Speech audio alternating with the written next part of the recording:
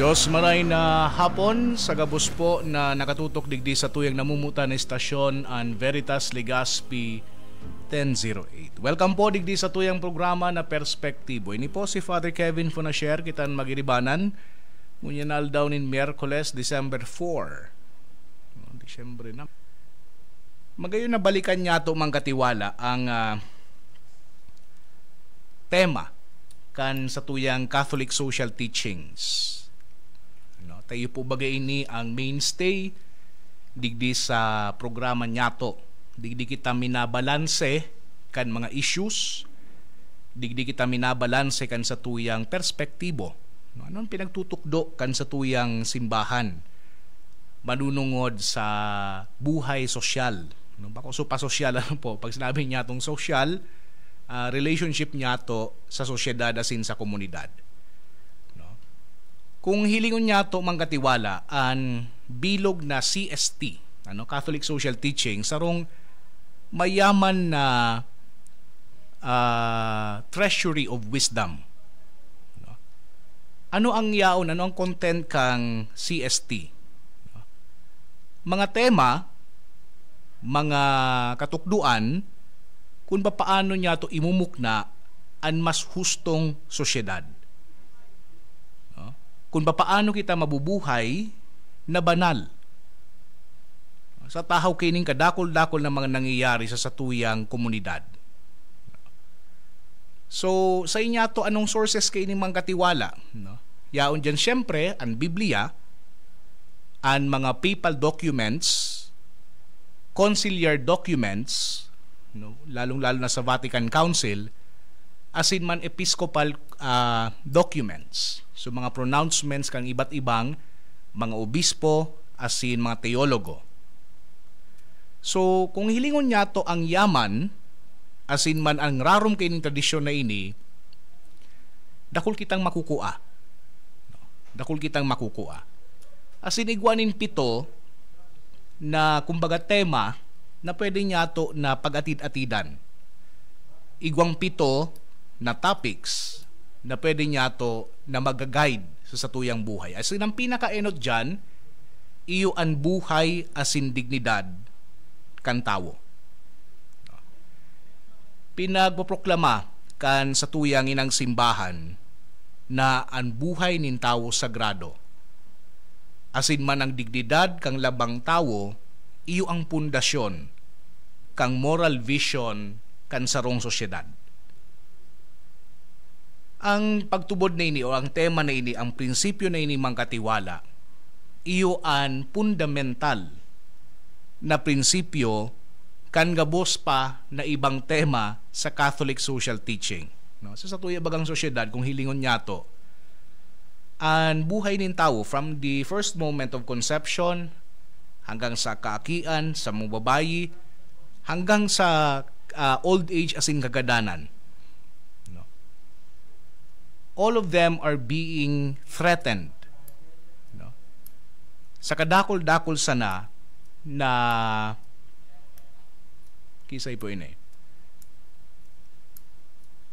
Kadakol-dakol sana na mga threats, mga shadows sa satuyang sosyedad.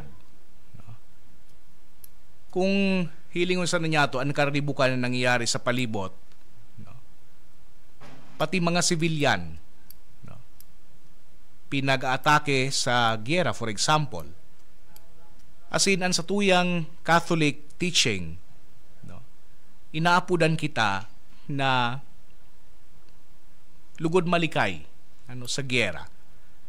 And iyo ini mang katiwala, ining life and dignity kan sarong tawo, an basis kan gabos. Kaya nga ni kang nakaaging semana na November o last part kang November, igwang magayon actually na duwang bills manunungod sa senior citizens ang naging highlight kan mga bareta.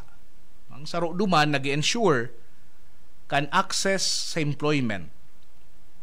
As in ikadua, so they pag-exempt sa inda sa pagbayad sa mga income taxes.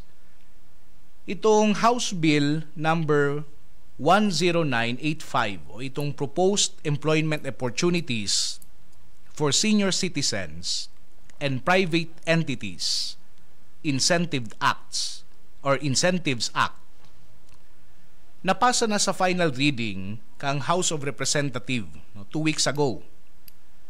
As in, itong lakdang na ito mga katiwala, minasiguro sa access to employment opportunities para sa mga senior citizen na igwapang kapasidad asin man interesado na magtrabaho. No? So, anong mga trabahoan pwede ninda na malaugan? No? Yaon dyan so clerical and secretarial work, consultancy, cleaning or janitorial services, event organizing, teaching, kitchen help, sales assistant, business process outsourcing. So kadakol na mga pwede. So House Bill 10989 na pinag-file kang earlier kang November, pending pa duman sa House Committee on Senior Citizens. As in, ano ang nakapalaman duman mga katiwala na i-exempt na so mga senior citizens na who are still working, no?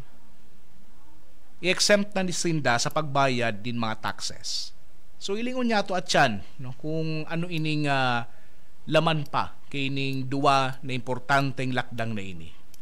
Konta muna po ang bareta hali sa luwas. PHO Albay siniguro na dahing kaso ng diarrhea matapos ang mga makusog na pag-uran na namatian sa Albay. Ang detalyes kay Jam Mendoza. Yes, maraming hapon, Father Kevin, sa mga dugang pang-impormasyon, pinag-siguro kan Provincial Health Office digdi sa probinsya ni Albay na daipan ni kaso ni diarrhea na na-record digdi sa Provincial Health Office matapos ang mga sunod-sunod na mga paguran asin nagdaraman ni mga pagbabaha digdi sa kapalibutan. Ini ang pinag-asigurar kan Provincial Health Office susog naman sa mga pinagpapadarang mga reports gikan sa mga rural health units digdi sa probinsya sa nakaging mga makukusog na paguran. Sigon sa sanitation inspector na si Anthony Ludovice na makalis ang nagkapirang simana na na-record nila ang sirong kaso ni diarrhea na kunsain iniman ang sa indang pinag-monitor na ini ang mga minaburutwang mga helang matapos ang mga pagbabaha. Sigun pa sa opisyal, inaliman kini ang posibilidad na may mga isolated cases sa iba-ibang mga barangay. Sango niya, nagpapadagos ang pag-validate kan Provincial Epidemiology and Surveillance Unit na konsahin ang kasong diarrhea sa bilog na probinsya.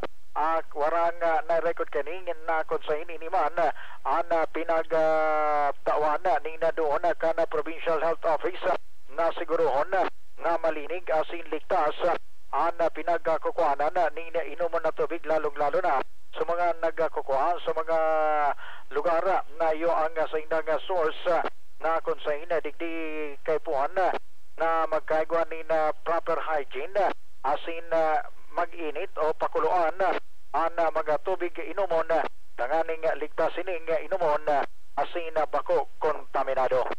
Mendoza, Veritas Legazpi, Katiwala sa katotohanan. Veritas Katiwala Patrol News Report. Salamat Jam sa imong dugang na impormasyon. Diyan sa nakamumang katiwala, mabalik kita.